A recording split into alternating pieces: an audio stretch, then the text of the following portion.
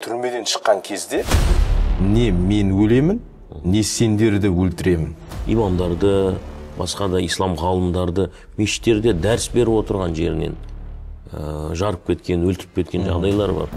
Секс жихад деген, жыныстық жихад былайша айтқанда тырнақшаның ішінде. Секс жихадқа барыңыздар дегендей сондай пәтуа берген. Проблемамен бетпе-бет келіп жатқан отбасы көп, бірақ оның шешіміне бара алмай жатыр. Қай жағынан тығырықтан шығарын білмей жатыр. Талқыланбайтын мәселелер. Сонда бір өкінішті жағдай, баланың кімнен екенін білмейді. Исламда заман, мекен, жағдаяттың ауысуымен пәтуа ауысады.